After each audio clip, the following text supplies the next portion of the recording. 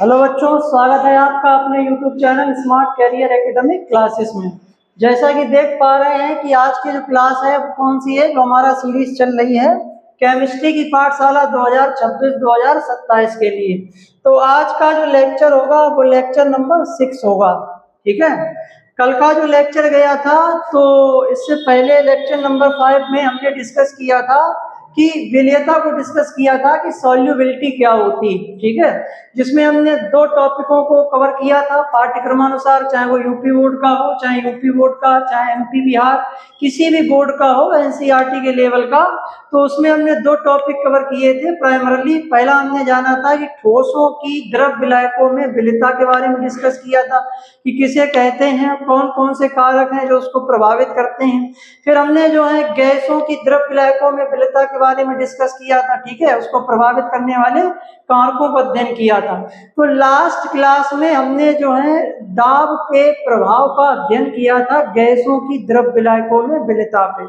तो उसी का दाब के प्रभाव का अध्ययन ही कहलाता है हेनरी का नियम। यानी कि कोई भी गैस जो होती है जब उसको द्रव विलायक में घोला जाता है तो दाब के प्रभाव पर जो एक नियम लगता है उसको कहते हैं हेनरी का नियम।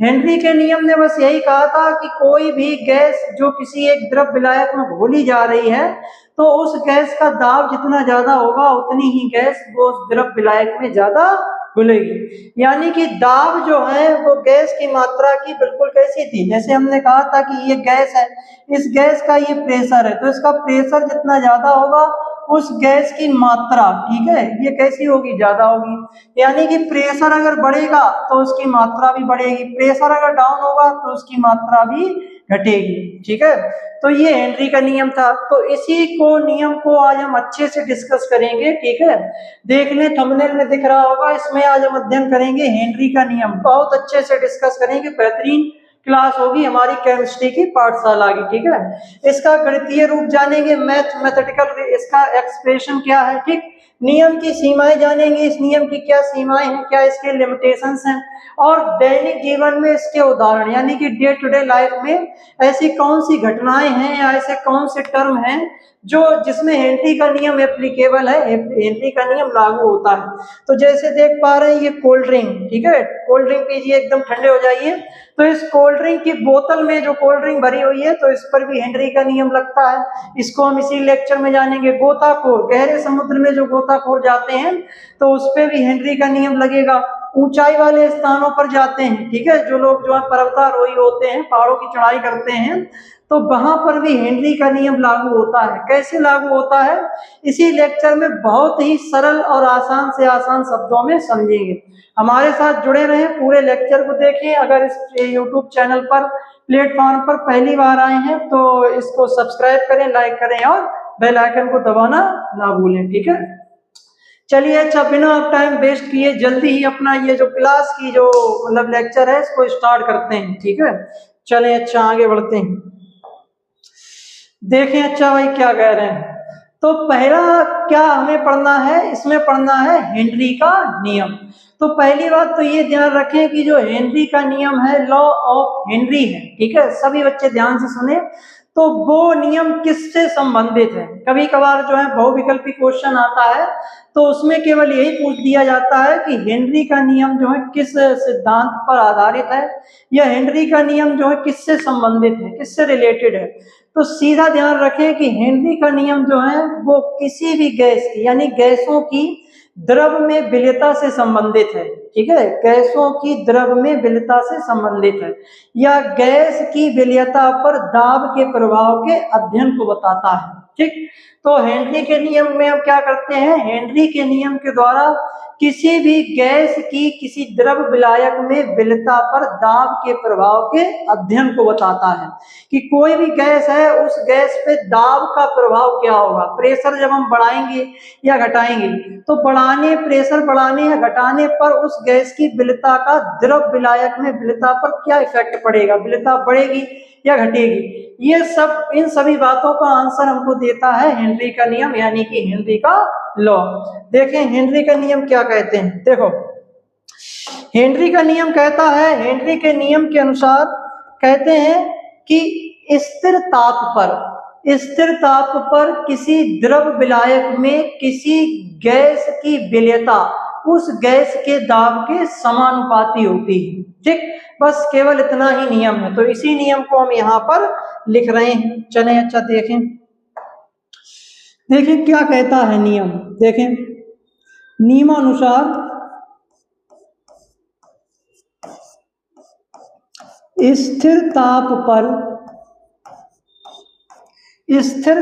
पर किसी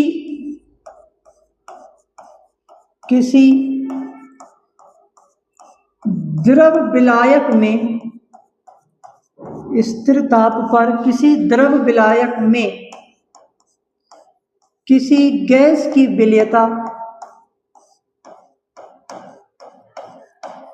किसी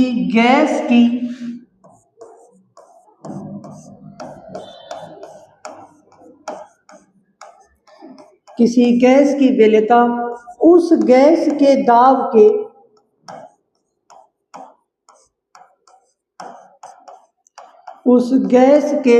के समानुपाती होती है। ठीक है, समानुपाती होती है। ठीक है, बस इतना ही नियम है, समानुपाती होती है। हेनरी का नियम केवल हमें इतना ही बताता है कि किसी भी गैस की विलेयता किसी भी द्रवीय विलायक में उस गैस के दाब के समानुपाती होती है। ठीक है, अब इसी को हम जो मैथ मतलब गणितीय दृष्टि से जो है इसको प्रदर्शित करें, मैथ की पॉइंट ऑफ व्यू से डिस्कस करेंगे, तो देखें इसको कैसे लिख सकते हैं। अतः हम कह सकते हैं कि W समानुपाती P। ठीक, अब यहाँ पर देखो W क्या है, W यहाँ पर गैस की घुली हुई मात्रा है। कोई भी गैस, जिस गैस को हम उस द्रव विलायक में घोल रहे हैं, तो उस गैस की घुली हुई मात्रा है। P क्या है, उस गैस का दाब है। ठीक, अच्छा यहाँ पर हम एक काम और कर सकते हैं कि इस W में इसको जो समानुपाती का चिन्ह है इसको हटाएंगे, बराबर का चिन्ह जब हम लगाएंगे इसकी जगह पे, तो हमें एक स्थिरांक लेना होगा, एक कांस्टेंट लेना होगा। तो हम कांस्टेंट यहाँ पर ले लेंगे K। ठीक, और P हमारा वैसा का वैसा ही रहेगा। ठीक, तो इस फार्मूले को, इस सूत्र को इस रूप में भी लिखा जा सकता है। अच्छा, इस रूप को हम एक रूप में और लिख सकते हैं, और करके कैसे लिखेंगे, K बराबर W अपॉन P। ठीक, तो एक ये हमारा सूत्र हो गया। तो इस तरीके से हेनरी के ये तीनों सूत्र हैं, गणितीय दृष्टि से इस तरीके से इनको लिखा जाता है। ठीक, जहां पे देख पा रहे होंगे यही लिखा है, जहां देख रहे हैं कि जो W है, यहाँ पे W क्या है, घुली हुई गैस की मात्रा है। ठीक है, कि उस द्रव विलायक में कितनी गैस घुल गई है। ठीक, P क्या है, विलायक पर लगने वाला गैस का दाब है। जो विलायक है, जो द्रव विलायक है, उस विलायक पर गैस का दाब लग रहा है वो है। और K क्या है, K यहाँ पर स्थिरांक है। K यहाँ पर स्थिरांक है। स्थिरांक और भी अच्छे से लिखें तो यहाँ पर जो K होगा वो होगा समानुपाती स्थिरांक। कैसा होगा, समानुपाती स्थिरांक, क्योंकि ये समानुपाती है, व्युत्क्रमानुपाती नहीं है, समानुपाती है। तो इसलिए हम K को यहाँ पर समानुपाती स्थिरांक भी लिख सकते हैं। ठीक है, तो बस यही है हमारा हेनरी का नियम, और कुछ नहीं। ठीक है, एक बार फिर देख लेते हैं हेनरी ने क्या कहा था। हेनरी ने क्या कहा था कि स्थिर ताप पर किसी द्रव विलायक में किसी गैस की विलेयता उस गैस के दाब के समानुपाती होती है। ठीक, यानी कि जैसे जैसे दाब बढ़ेगा वैसे वैसे उस गैस की विलेयता द्रव विलायक में बढ़ती चली जाएगी। ठीक, इसका गणितीय रूप में क्या है, W समानुपाती P। W को हम यहाँ पे ये समानुपाती का चिन्ह हटाएंगे, बराबर लगाएंगे, तो उसकी जगह हम जो है K लेके आएंगे। ठीक, तो यहाँ पे K लगा देंगे स्थिरांक, तो हो जाएगा W बराबर KP। ठीक, इसको हम इस रूप में भी लिख सकते हैं, K बराबर W अपॉन P। अब यहाँ पर K क्या है, K यहाँ पर समानुपाती स्थिरांक है, W यहाँ पर गैस की घुली हुई मात्रा है। ठीक है, अधिकतम दाब पर उस विलायक में घुली हुई गैस की मात्रा, थोड़ा और विस्तारित रूप में कह सकते हैं। और P क्या है, P यहाँ पर उस गैस का दाब है जो उस गैस के द्वारा उस द्रवीय विलायक में लगाया जा रहा है। ठीक, चलें अच्छा, तो ये हमारा हो गया हेनरी का नियम। ठीक, चलें अच्छा, इसका जो है स्क्रीनशॉट ले लें, उसके बाद हम आगे बढ़ते हैं। ठीक, चलें। देखो अब यहां पर नोट करके एक बात ये ध्यान रखें कि ये जो हमने बताया था अभी, ये जो हमने बताया था कि समानुपाती स्थिरांक है, W क्या है, ठीक है, W जो है गैस की घुली हुई मात्रा है, और जो प्रेशर हमने बताया है, तो उस गैस के द्वारा जो प्रेशर लगाया जा रहा है विलायक में, वो किस पे लग रहा है, वो लग रहा है साम्यावस्था पे। तो यहाँ पे हम कह सकते हैं कि साम्यावस्था पर उस गैस के द्वारा विलायक में लगाया जाने वाला दाब। अब यहाँ पर हम ये समझे लेते हैं, देखें नोट करके, यहाँ पर हमने एक बात यहाँ पे लिखी है, इस बात को समझें। देखो क्या लिखा है कि जब किसी द्रव विलायक में कोई गैस घुली होती है तो वह निम्न प्रकार से संतुलन में रहती है, निम्न प्रकार से साम्यावस्था में रहती है। देखो कैसे रहती है, जैसे गैस है, इस गैस को हमने विलायक में घोल दिया, ठीक, और एक गैस वो है उसी विलायक में जो गैसीय अवस्था में, तो यहाँ पर ये वाली जो गैस है वो घुली हुई अवस्था में है। किस अवस्था में, घुली हुई, ठीक है, ये घुली हुई अवस्था में है, ठीक, और ये वाली जो गैस है ये जो है गैसीय अवस्था में है, यानी कि सतह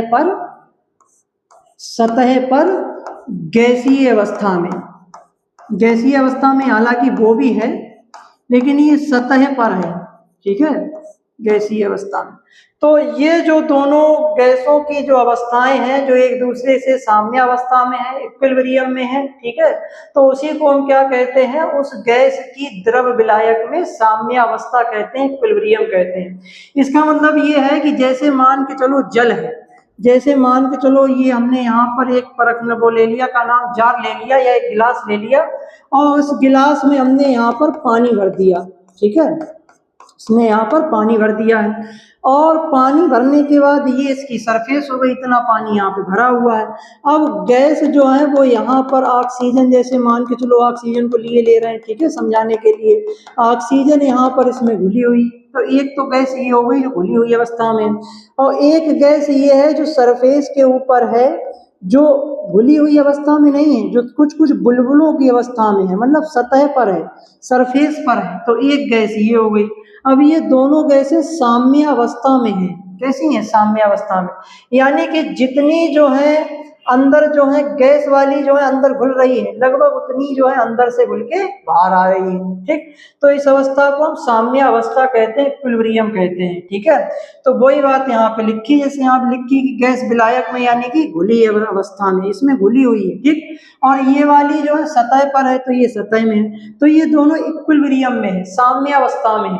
जितनी गैस जो है अपनी सतह से हटकर इसमें घुल रही है, लगभग उतनी गैस जो है ऊपर जो है बुलबुलों के रूप में भी आ रही है, तो ये साम्य अवस्था कही जाती है किसी भी गैस की, ठीक। चलें, अच्छा आगे बढ़े।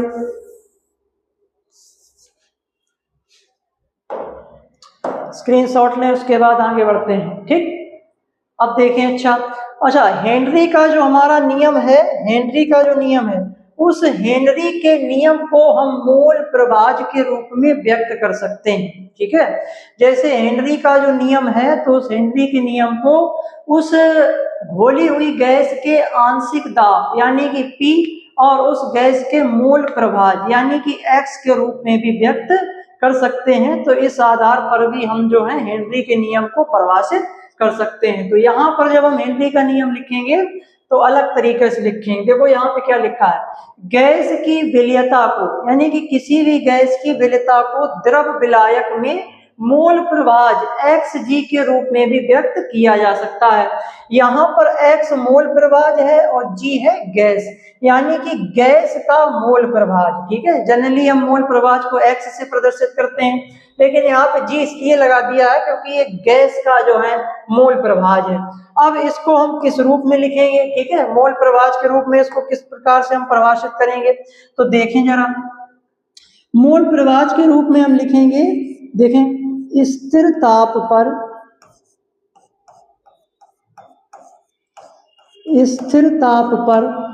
ठीक है, स्थिर ताप पर किसी द्रव विलायक में स्थिर ताप पर किसी द्रव विलायक में किसी गैस का आंशिक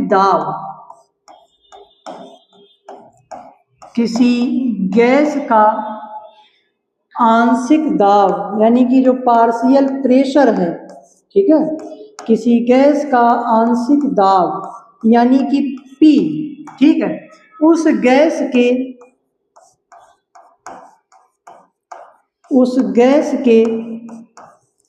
मोल प्रभाज यानी कि AX, ठीक है, AX के समानुपाती कैसा होता है? समानुपाती होता है। ये हमने चिन्ह लगा दिया, ठीक है, समानुपाती होता है, ठीक। तो ये हमारा जो है मतलब जो है मोल प्रभाज के आधार पर, मोल प्रभाज के रूप में जब हम किसी गैस की द्रव विलायक में विलेयता को हेनरी के नियम के अनुसार समझाएंगे तब हम इस प्रकार इसको लिखेंगे, इसकी डेफिनेशन कि स्थिर ताप पर किसी द्रव विलायक में किसी गैस का आंशिक दाब यानी कि P, ठीक है, उस गैस के मोल प्रभाज यानी कि X पे निर्भर करता है। कैसे इसको गणितीय रूप में लिखेंगे? तो P जो है समानुपाती X, ठीक, और ये X किसका है? गैस का, तो यहाँ पे हम G लगा देंगे, ठीक। तो इसी का गणितीय रूप में हम इसको इस प्रकार लिखेंगे। यहाँ पे क्या है, ये हमको क्या बता रहा है कि किसी गैस का आंशिक दाब उस गैस के मोल प्रभाज के समानुपाती होता है। बस इतना इसने बता दिया। अब हम इसमें वही करेंगे, क्या करेंगे? P ये हम हटाएंगे, समानुपाती बराबर का चिन्ह लगाएंगे तो कांस्टेंट लेके आएंगे, कांस्टेंट यहाँ पे लेके आएंगे KH को कहते हैं हेनरी स्थिरांक इनटू XG। इसको हम एक तरीके से और लिख सकते हैं, कैसे लिखेंगे? KH बराबर P अपॉन XG। तो इसको हम इस रूप में भी लिख सकते हैं, तो इस रूप में भी इसको व्यक्त किया जा सकता है, ठीक। तो ये हमारा जो है मोल प्रभाज के आधार पर हेनरी का नियम, ठीक है। तो ये भी लिख सकते हैं, इससे पहले जो हमने पहली स्लाइड में नियम बताया वो भी लिख सकते हैं, दोनों नियम एप्लीकेबल हैं, ठीक है। तो ये भी है और वो भी है, ठीक है। अच्छा, यहाँ पर देखो KH क्या है?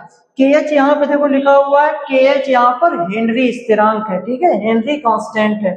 P यहाँ पर वही गैस का आंशिक दाब है, XG गैस का मोल प्रभाज है। मोल प्रभाज को X से प्रदर्शित करते हैं और G जो है वो गैस का चिन्ह है, ठीक है। तो ये बता रहा गैस का मोल प्रभाज, ठीक है।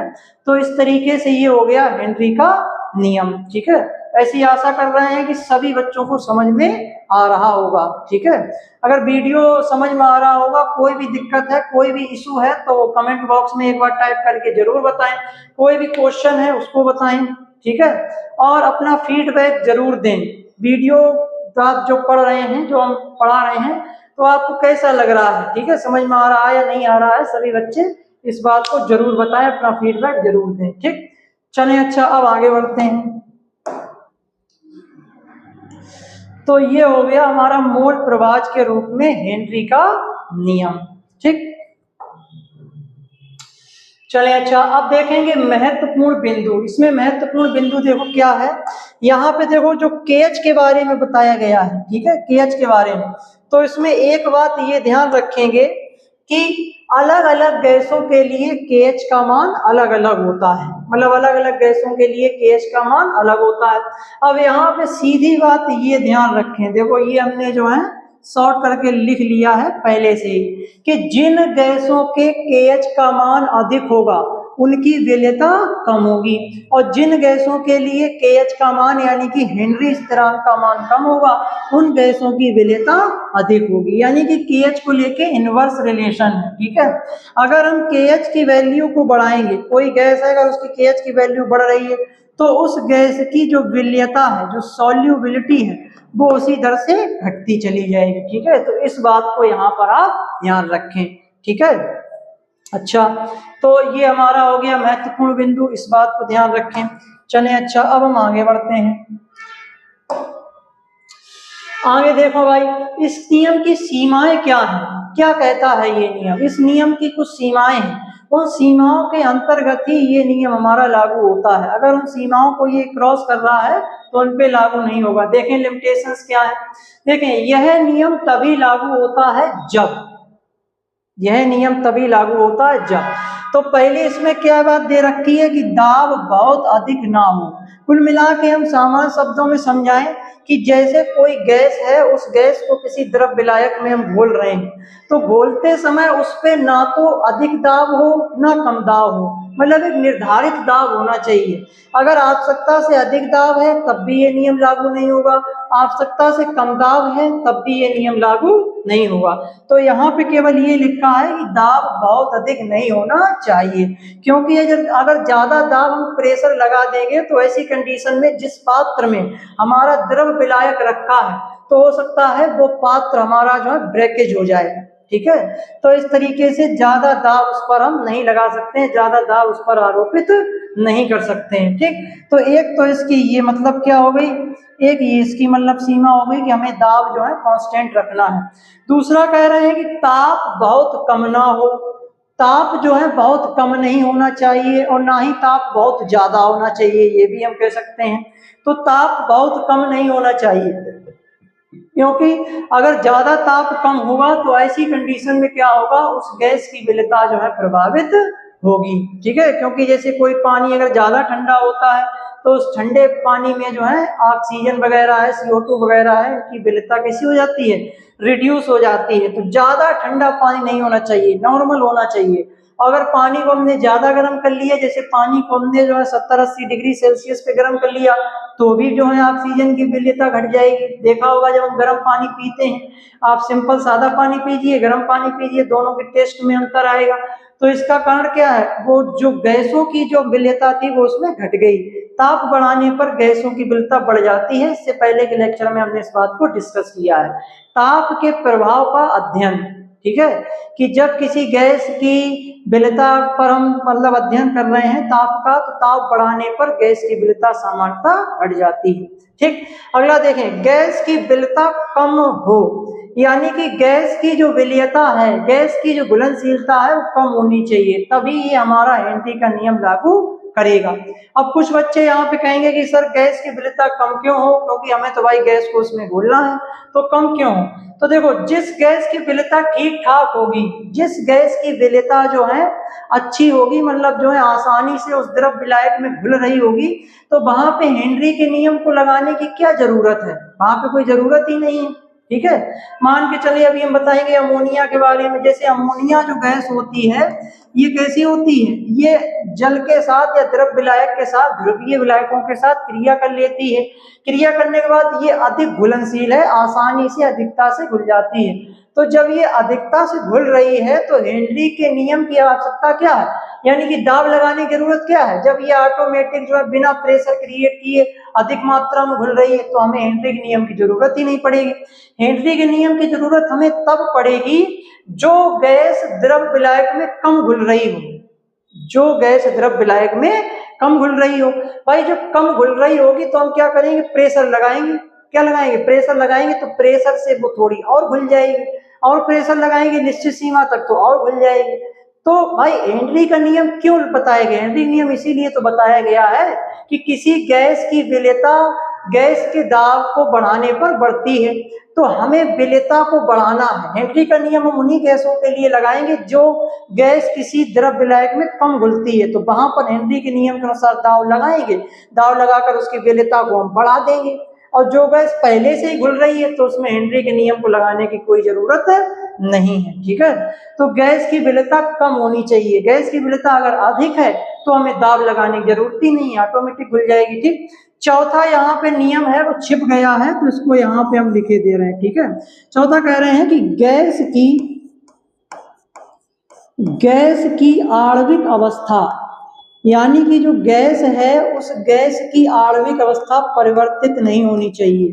ठीक है, ये एक सीमा है, अवस्था परिवर्तित नहीं होनी चाहिए।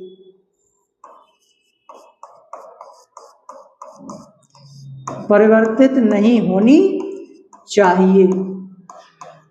ठीक, कहने मतलब ये है कि जैसे कोई गैस है तो उस गैस की आणविक अवस्था में कोई चेंज नहीं आना चाहिए। अब जैसे कहने मतलब ये है, जैसे हमने अमोनिया है, तो अमोनिया को जब हमने इसमें घोला ले जाके, तो ये अपने इसी रूप में रहे, ठीक है। ऐसा ना हो जैसे अमोनिया को मांगे घोलेंगे तो ये जल के साथ क्या कर जाती है, रिएक्ट कर जाती है और ये बना लेती है NH4OH, अमोनियम हाइड्रोक्साइड बना लेती है। उसी प्रकार से जो HCl है, HCl को जल में घोलने पर ये H प्लस और Cl- आयनों में टूट जाता है। तो यहाँ पे देखें दोनों गैसों की आणविक अवस्था परिवर्तित हो गई, ठीक है। इनकी जो मॉलिक्यूलर स्टेज थी वो परिवर्तित हो गई। भाई ये देखो एक दूसरा अणु बन गया, अवस्था ही परिवर्तित किए ले रहे हैं, रूप ही अपना बदले ले रहे हैं। अमोनिया गैस को हमने डाला, वो जल में जाके अमोनियम हाइड्रोक्साइड में बदल गई, तो आणविक अवस्था चेंज हो गई। यहाँ पे HCl को हमने द्रव विलायक में घोला तो वो HCl के रूप में ना रही, आयनों के रूप में रही, टूट गई, यानी उसका आयोनाइजेशन हो गया, तो यहाँ पे भी अवस्था चेंज हो गई। तो ऐसी गैसों के लिए हेनरी का नियम लागू नहीं होता है, यानी कि उसी गैस पर हेनरी का नियम लागू होगा जो गैस द्रव विलायक में घोले जाने पर अपनी आणविक अवस्था को परिवर्तित ना करे, यानी कि जिस रूप में हमने उसको घोला है वो द्रव विलायक में घुलने पर उसी रूप में रहे।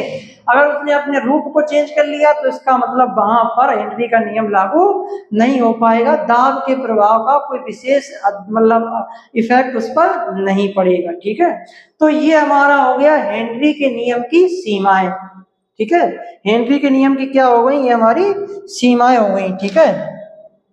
चलें अच्छा अब आगे बढ़ते हैं, देखें हेनरी के नियम की सीमाएं। तो ये 4 सीमाएं सभी बच्चे ध्यान रखें, 4 ही सीमाएं हैं, एक बार फिर देख लें। क्या कह रहा है कि दाब बहुत अधिक नहीं होना चाहिए, ठीक, पहली सीमा। दूसरा, ताप बहुत कम नहीं होना चाहिए, और क्यों नहीं होना चाहिए ये भी हमने एक्सप्लेन कर दिया।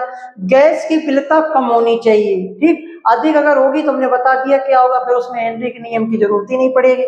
और चौथा, गैस की आणविक अवस्था परिवर्तित नहीं होनी चाहिए, जिस रूप में उस गैस को घोला जाए उसी रूप में वो रहे। ऐसा नहीं होना चाहिए कि वो जो है द्रव विलायक के अणु के साथ क्रिया करके कोई नया यौगिक बना ले या उसका आयोनाइजेशन हो जाए, तो वहां पर हेनरी का नियम लागू नहीं होगा, ठीक है। चलिए अब आगे बढ़ते हैं, देखें अब हमारे सामने प्रश्न, अब यहाँ पर इससे प्रश्न पूछा जाता है सीमाओं से। देखें क्या प्रश्न पूछा गया है, कह रहे हैं कि क्या कारण है कि अमोनिया और HCl गैसों पर द्रव यानी कि जल में हेनरी का नियम लागू नहीं होता है। क्वेश्चन थोड़ा शॉर्ट करके लिखा है, इसको ऐसे लिख सकते हैं कि क्या कारण है कि अमोनिया तथा HCl गैसों पर जल में विलयता पर हेनरी का नियम लागू नहीं होता है। यानी कहने का मतलब ये है कि जब हम अमोनिया और HCl को जल में घोलते हैं तो उन पर हेनरी का नियम लागू क्यों नहीं होता है, ये क्वेश्चन पूछा जाता है। इसी के पीछे वो एक क्वेश्चन और लगा देते हैं कि जबकि जो है बेंजीन में विलयता पर यह नियम लागू होता है, यानी कि जब हम अमोनिया और HCl गैसों को जल में घोलते हैं तो हेनरी का नियम लागू नहीं होता है, लेकिन जब इन्हीं गैसों को हम बेंजीन में घोलते हैं तो ये नियम लागू होता है। तो इन क्वेश्चन के आंसर हमको इसमें जो है हम जानने का प्रयास करेंगे, जानेंगे। देखो इसका कारण क्या है, अमोनिया और HCl गैसों की जल में विलयता बहुत अधिक होती है। कैसे होती है, बहुत अधिक होती है, तो इसीलिए यहाँ पर हेनरी का नियम लागू नहीं होता है। जैसा कि हमने सीमाओं में भी बताया कि जिन गैसों की विलायकों में, द्रव विलायकों में विलयता अधिक होती है तो उन गैसों पर हेनरी का नियम लागू नहीं होगा। हेनरी का नियम उन्हीं गैसों में लागू होता है जिन गैसों की विलयता कम होती है, तो इसका वही कारण है। देखो भाई लिखा है कि अमोनिया एवं HCl की जल में विलयता अधिक होती है। कैसे होती है, अधिक होती है। अधिक होने के कारण इसीलिए जल पर इनकी मतलब जल में इनकी विलयता पर हेनरी का नियम लागू नहीं होता है, ठीक। अच्छा अब हम ये जानते हैं कि ये गैसें जो है मतलब जल में इतना क्यों घुल जाती, इनकी विलयता अधिक क्यों होती।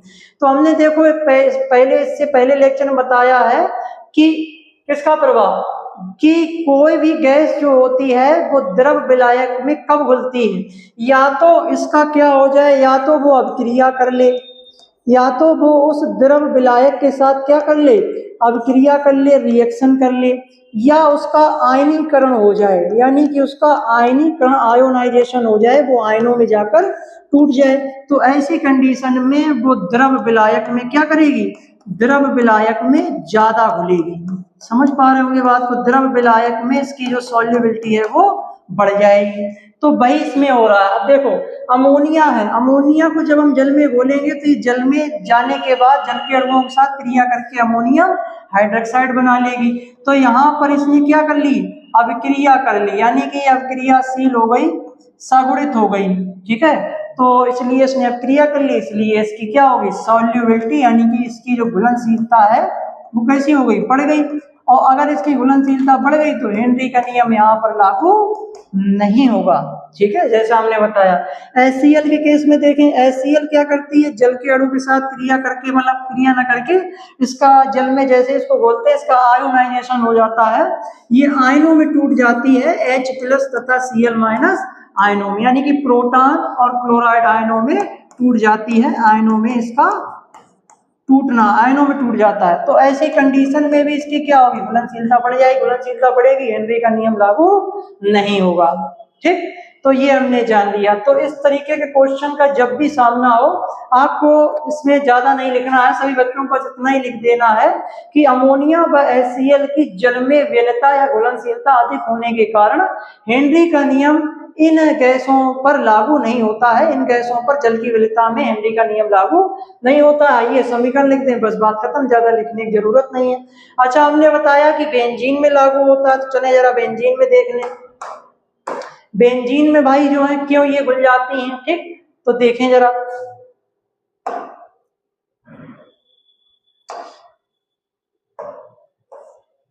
देखें बेंजीन में कह रहे हैं, बेंजीन में अमोनिया व HCl गैसों की विलयता कम होती है, यहाँ पर इनकी जो विलयता होती है वो कम होती है। अब जब इनकी विलयता कम होगी तो वहां पर हेनरी का नियम लागू हो जाएगा, ठीक है।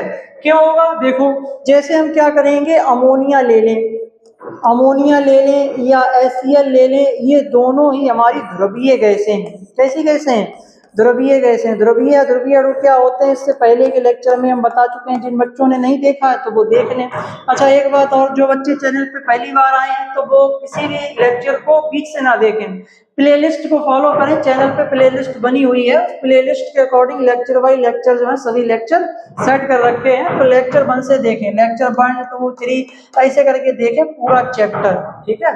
तो अमोनिया और HCl दोनों ध्रुवीय गैसें हैं, इन दोनों ध्रुवीय गैसों को हम किस में घोलेंगे, बेंजीन में घोलेंगे, यानी कि C6H6 में घोलेंगे।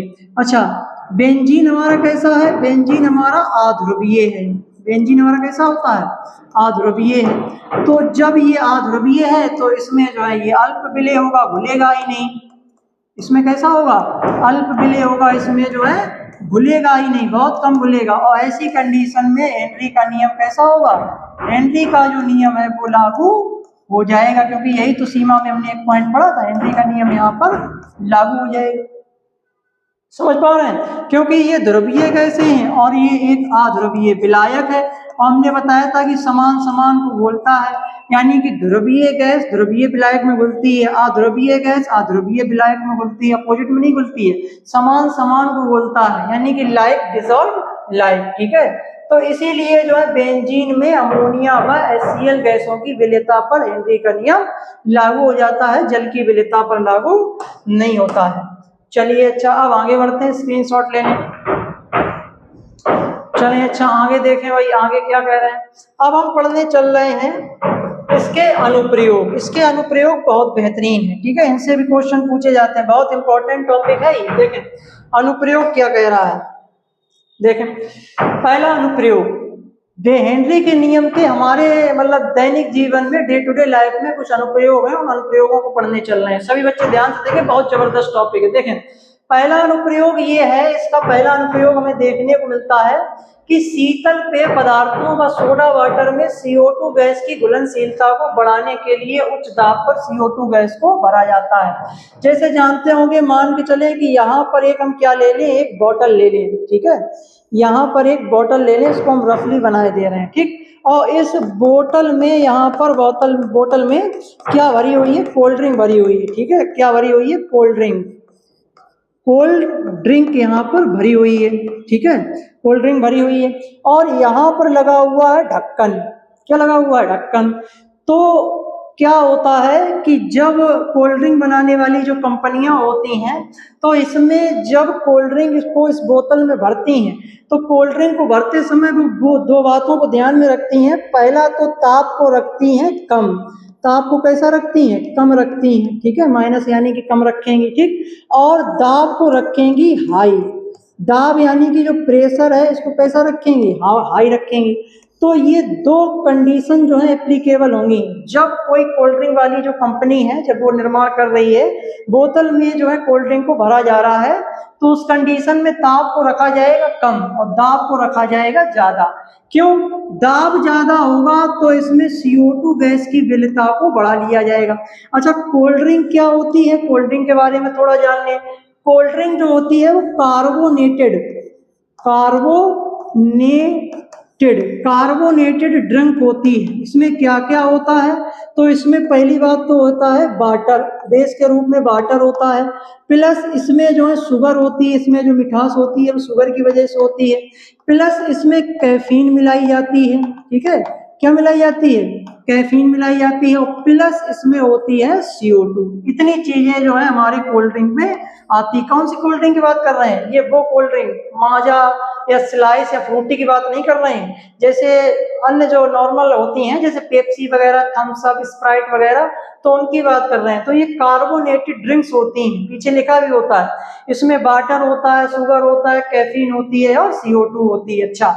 अच्छा, इसमें गैस कौन सी पाई जाती है, CO2 पाई जाती है। कौन सी पाई जाती है, CO2 गैस पाई जाती है। CO2 गैस की उपस्थिति के कारण ही इसको कार्बोनेटेड ड्रिंक कहते हैं। क्या कहते हैं, कार्बोनेटेड ड्रिंक कहते हैं। अच्छा, CO2 गैस की उपस्थिति के कारण ही इसका टेस्ट आता है, ठीक है। कोल्ड ड्रिंक में टेस्ट दो की वजह से होता है, एक तो शुगर की वजह से और एक जो है CO2 की वजह से, थोड़ा बहुत जो है ये कैफीन भी होती है। कैफीन जो है हमें इसकी लत लगाती है, ठीक है, हमारे माइंड को थोड़ा स्टिमुलेट करती है, ठीक है। जैसे चाय वगैरह पीते हैं तो चाय में भी कैफीन पाई जाती है, थीन पाई जाती है, कॉफी में भी पाई जाती है, तो इसी प्रकार इनमें भी जो है मतलब कैफीन पाई जाती है। तो मेन जो टेस्ट होता है वो शुगर और CO2 गैस की वजह से होता है, ठीक। तो देखा भी होगा जो कोल्ड ड्रिंक होती है, उस कोल्ड ड्रिंक को पीने के लिए जब हम गिलास में करते हैं, तो गिलास पे करते समय उसमें नीचे से तली से बुलबुले जैसे उठते हैं, कुछ समय के लिए उठते रहते हैं, वो बुलबुले ऊपर आके सतह पे आके फूटते रहते हैं। तो वो कौन सी गैस होती है, वो गैस होती है CO2 गैस होती है। CO2 गैस के उत्पादन के कारण होता है, ठीक। अब ये ढक्कन को जब इसमें मतलब जो है कोल्ड ड्रिंक को भरा जाता है, ध्यान से समझिए, कोल्ड ड्रिंक को जब इसमें भरा जाता है तो तापमान को कम रखेंगे, तापमान कम होगा तभी जो उस गैस की विलेयता बढ़ेगी, दाब ज्यादा होगा तो विलेयता बढ़ेगी। तो ये दोनों कंडीशनें अप्लाई करेंगे, ढक्कन को सील बंद कर दिया जाएगा हाई प्रेशर पर और लो टेम्परेचर में, ताकि उस गैस की जो सॉल्युबिलिटी है CO2 की वो इसमें काफी बढ़ जाए। इसीलिए देखा होगा जैसे कोई भी बोतल है कोल्ड ड्रिंक वगैरह की लेके आते हैं तो उसको थोड़ा हिलाएं या ना हिलाएं, या फ्रीज से लाए हैं तो जब उसका ढक्कन हम खोलते हैं तो एकदम सर से आवाज होती है एकदम। तो वो आवाज किसकी होती है, वो आवाज होती है प्रेशर के घटने से। जैसे उस ढक्कन को हम खोलते हैं, उसके अंदर प्रेशर है, तो वो जैसे ही हम ढक्कन खोलते हैं प्रेशर जो है तुरंत एकदम आउट हो जाता है, कम हो जाता है, और CO2 गैस कुछ जो होती है वो बुलबुलों के रूप में बाहर भी निकल जाती है, ठीक। तो यहाँ पर जो है किसका कौन सा नियम लागू हुआ, हेनरी का नियम लागू हुआ, ठीक है। तो वो इसमें लिखा है कि शीतल पेय पदार्थों व सोडा वाटर में CO2 गैस की घुलनशीलता को बढ़ाने के लिए बोतल के ढक्कन को या CO2 गैस को उच्च दाब पर भरा जाता है, ठीक है। देखा होगा जो है वो जो मतलब मार्केट में ठेलों पे शिकंजी वगैरह बेचते हैं, सोडा वाटर वगैरह, तो वो भी एक प्रेशर क्रिएट करने वाली एक मशीन रखते हैं, ठीक है। तो वो उसको ऐसे चलाते रहते हैं, बोतल को रख के बोतल अंदर रख देते हैं और उसमें जो है प्रेशर क्रिएट करते रहते हैं, 2-3 मिनट लेते हैं, प्रेशर करने के बाद फिर उस बोतल को निकालते हैं, तो एकदम उसमें भी आवाज होती है। क्यों? क्योंकि प्रेशर क्रिएट कर रहे हैं, ज्यादा से ज्यादा CO2 घुल जाए, जितनी ज्यादा CO2 घुलेगी उतनी ज्यादा आपको स्वाद लगेगा, उतना ही ज्यादा आपको आनंद आएगा पीने में, ठीक है। चलें, अच्छा आगे बढ़ते हैं। तो ये हमारा इसका पहला अनुप्रयोग है, ठीक। दूसरा अनुप्रयोग हम देखते हैं, वो भी बहुत जबरदस्त अनुप्रयोग है, ठीक।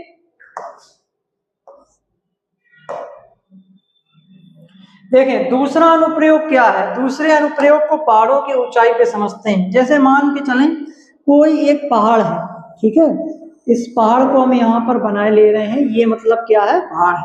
अब इस पहाड़ पे क्या है, कोई व्यक्ति जैसे मान के चलो चढ़ रहा है, ठीक है। जैसे यहाँ पर ये एक व्यक्ति है और ये व्यक्ति जो है क्या कर रहा है, ये चढ़ने का प्रयास कर रहा है, ठीक है। और ये व्यक्ति यहाँ पे पर्वतारोही है, लगातार जो है वो ऊपर धीरे धीरे धीरे धीरे धीरे धीरे लगातार चढ़ता हुआ चला जा रहा है।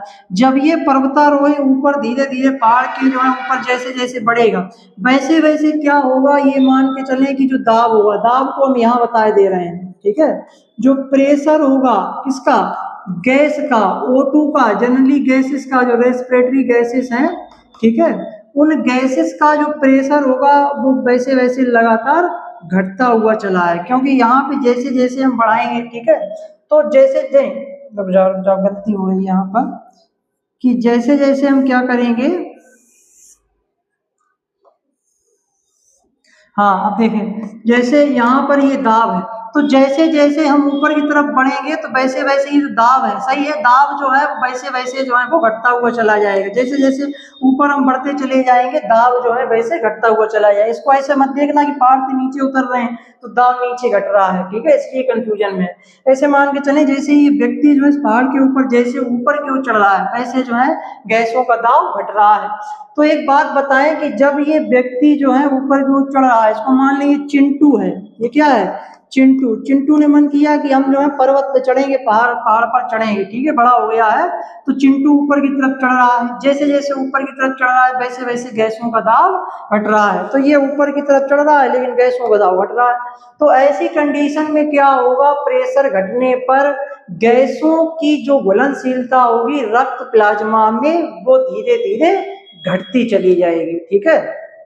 भाई चिंटू धीरे धीरे ऊपर की तरफ चढ़ रहा है, वायुमंडलीय जो गैसें हैं जिसमें कौन कौन सी हैं, ऑक्सीजन है, CO2 है, नाइट्रोजन है, ETC और भी गैसें हैं। तो ये पूरे गैसों का मिक्सचर ही तो हम लेते हैं जब हम श्वसन करते हैं। तो इन गैसों का आंशिक दाब घट रहा है और यही गैसें उस समय हमारे अंदर जा रही हैं, ये चिंटू ले रहा है, ठीक।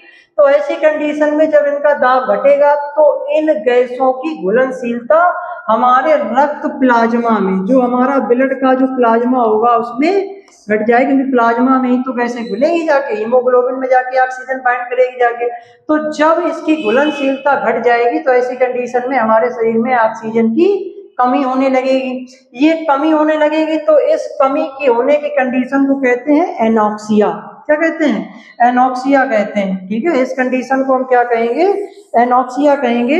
और इस एनॉक्सिया के कुछ लक्षण आते हैं, सिम्टम्स आते हैं। क्या आते हैं, जैसे हमें कमजोरी महसूस होगी, क्या महसूस होगी, कमजोरी महसूस होगी, ठीक है, थकान सी महसूस होगी, ठीक। और क्या होगा, और चक्कर से आ सकते हैं, फिर निर्भर करेगा कितनी हम ऊंचाई पे जा रहे हैं, चक्कर से आने लगते हैं, ठीक। चक्कर आने के साथ साथ यहाँ पर हल्का हमें सिर दर्द भी महसूस हो सकता है। तो ये कुछ सिम्टम्स हैं जो देखने को मिलते हैं। इस कंडीशन को कहते हैं एनॉक्सिया।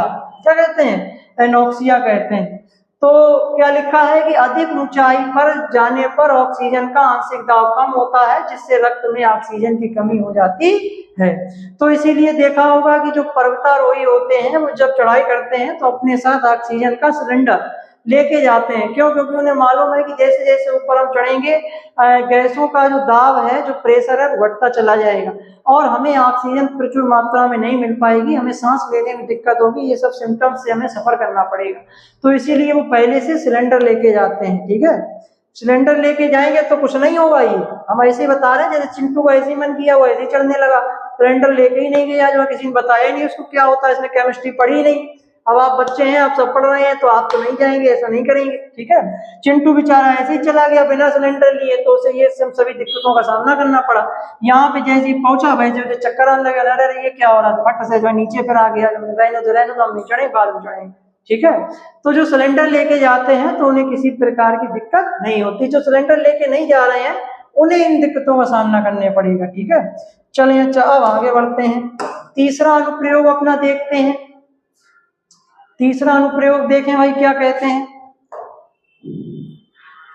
हाँ तीसरा अनुप्रयोग देखें, हाँ देखें भाई, तीसरा अनुप्रयोग देखें। देखें भाई तीसरा अनुप्रयोग क्या है। तीसरे अनुप्रयोग को भी हम पहले यहाँ पे समझाएंगे, ठीक है। देखें क्या है, जैसे मान के चलें कि ये जो है समुद्र है, अभी हमने क्या पढ़ा था, यहाँ पर पढ़ा था पर्वत, अब यहाँ समुद्र, और ये समुद्र की सतह का यहाँ पर क्या है, इतना जो है पानी भरा हुआ है, ठीक। और यहाँ पे मान के चलो ये वही हम बना ले रहे हैं, आपकी बार पिंटू को लिए ले रहे हैं, ठीक है। ये पिंटू है हमारा, जो है इस पिंटू को हम बनाए ले रहे हैं, ठीक। ऐसी रफली डायग्राम बनाए ले रहे हैं, कोई ज्यादा अच्छा नहीं, ठीक है। ये हमारा क्या है, पिंटू है भाई। पिंटू का मन किया जो है कि चलो हम क्या करते हैं कि चलो भाई समुद्र में जो है एकदम छलांग लगाते हैं। पिंटू ने एकदम समुद्र में छलांग लगा दी, ठीक। अब पिंटू ठीक ठाक था, पिंटू थोड़ा तैरना जानता था, ठीक। तैरना जानता था तो पिंटू जो है गहराई में कुछ ज्यादा ही नीचे चला गया, ठीक है। जब ज्यादा गहराई में चला गया, भाई बात आ गई, इसको केमिस्ट्री इसने पढ़ नहीं रखी थी, केमिस्ट्री पढ़ता नहीं, भाई केमिस्ट्री नहीं पढ़ेगा तो दिक्कतों का इसको सामना करना पड़ेगा। तो केमिस्ट्री इसने पढ़ी नहीं थी, तो बेचारा चिंटू चक्कर में पड़ गया। आप देखें भाई चिंटू को क्या क्या क्या जो है सहना पड़ा, केमिस्ट्री ना पढ़ने की इसको क्या क्या सजा मिली, देखें। तो चिंटू चला गया नीचे पानी में, गहराई में, ठीक है। अब जैसे जैसे ये गहराई में नीचे चलता चला गया, इस पे जो है दाब पड़ा, प्रेशर पड़ा, ठीक है, प्रेशर पड़ा। और प्रेशर किसका पड़ा, हाइड्रोस्टैटिक प्रेशर। कौन सा प्रेशर पड़ा, हाइड्रोस्टैटिक प्रेशर इसके ऊपर पड़ा, एप्लीकेबल हुआ। हाइड्रोस्टैटिक प्रेशर मतलब वाटर का प्रेशर, क्योंकि जैसे जैसे नीचे जाएंगे तो एक जल का एक तरीके से प्रेशर इस पे पड़ रहा है, तो उस प्रेशर का सामना जो है इस पे जो है पड़ रहा है, ठीक है। पिंटू बेचारा जो प्रेशर को झेल रहा है, इसे कोई दिक्कत नहीं हुई। जब इस पे प्रेशर पड़ा तो ऐसी कंडीशन पर इसके प्लाज्मा में ऑक्सीजन गैस की या विभिन्न गैसों की जो सॉल्युबिलिटी है वो बढ़ गई। भाई प्रेशर जब बढ़ेगा तो प्रेशर बढ़ाने पर क्या होता है, गैस का दाब जब बढ़ेगा, गैसों का दाब जब बढ़ेगा तो इसकी सॉल्युबिलिटी बढ़ जाएगी इसके रक्त प्लाज्मा में। अब पिंटू बड़ा खुश हो रहा है कि वाह एकदम हमारे अंदर जो है बड़ा खुशी का अनुभव कर रहा है, सभी कोशिकाओं को प्रचुर मात्रा में ऑक्सीजन मिल रहा है, फीलिंग अच्छी आ रही है, ठीक है, एनर्जेटिक महसूस कर रहा है, कोई दिक्कत नहीं है, ठीक, तो अच्छा महसूस कर रहा है। अब पिंटू को क्या किया, पिंटू को दिक्कत होगी जब पिंटू ऊपर आ जाएगा, ठीक है। पिंटू कहाँ जाएगा, ऊपर, तो पिंटू आ गया ऊपर। अब जब पिंटू ऊपर आ गया, अब पिंटू को दिक्कतों का सामना करना पड़ा। क्या हुआ, जैसे ही पिंटू ऊपर आया, यहाँ पर प्रेशर गया घट, या यहाँ पर प्रेशर हो गया सामान्य। यहाँ पर प्रेशर होता है 1 एटीएम 1 एटमॉस्फेरिक प्रेशर होता है, ठीक है। तो अब जैसे ही यहाँ पे आया तो यहाँ ज्यादा था, यहाँ कम हो गया, या यहाँ सामान्य हो गया। ऐसी कंडीशन में जैसे ही प्रेशर कम हुआ, पिंटू की जो ब्लड वेसल्स थी उनमें बनने लगे ऑक्सीजन के बुलबुले, उनमें गैसों के क्या बनने लगे, बुलबुले, ऑक्सीजन के, CO2 के, नाइट्रोजन के, उनमें बनने लगे बुलबुले। बुलबुले जब बने तो वो बुलबुले जो है मतलब इन रुधिर वाहिनियों से बाहर निकलने का प्रयास करेंगे, वो इन पे डालेंगे प्रेशर। क्या डालेंगे, प्रेशर। प्रेशर जब डालेंगे तो इनमें होगा दर्द। पिंटू की रुधिर वाहिनियों में होने लगा दर्द, पिंटू बैठ के रोने लगा कि ये क्या हुआ। तो ये होता है, पिंटू को केमिस्ट्री की जानकारी नहीं थी, पिंटू ने केमिस्ट्री नहीं पढ़ी रतन सर से, ठीक है, तो इसीलिए इसको क्या हुई, दिक्कतों का सामना करना पड़ा। बेचारा इतना इसको भयानक दर्द हुआ कि इसको अस्पताल में, हॉस्पिटल में इसको भर्ती कराना पड़ा, ठीक। तो ये सब चीजें होती हैं। अब चले इसकी थ्योरी को हम पढ़ लेते हैं। देखें, गहरे समुद्र में जाने पर अधिक दाब होने के कारण O2 गैस की विलता रक्त में बढ़ जाती है। गहरे समुद्र में जाओगे तो वहां पे दाब कैसा होगा, अधिक होगा। ऐसी कंडीशन में O2 गैस की विलता रक्त में बढ़ जाएगी। जनरली जो भी गैसें होंगी सबकी बढ़ जाएगी, परंतु समुद्र से बाहर आने पर दाब कम होने से शरीर में गैसों की घुलनशीलता कम हो जाएगी। जैसा हमने बताया, जैसे बाहर आए गैसों की घुलनशीलता कम हो जाएगी, जिससे रक्त में गैस के बुलबुले बनने लगते हैं। क्या बनने लगते हैं, बुलबुले। इस स्थिति को वेंट्स कहते हैं। क्या कहते हैं, वेंट्स कहते हैं। इसमें बहुत भयानक दर्द होता है, क्योंकि ये जो गैस अत्यधिक घुल गई है बाहर निकलने का प्रयास करती है, इनमें प्रेशर डालती है, तो इस प्रेशर की वजह से धमनियों की दीवारों में दर्द होता है, उस दर्द को फीलिंग करते हैं, ठीक है।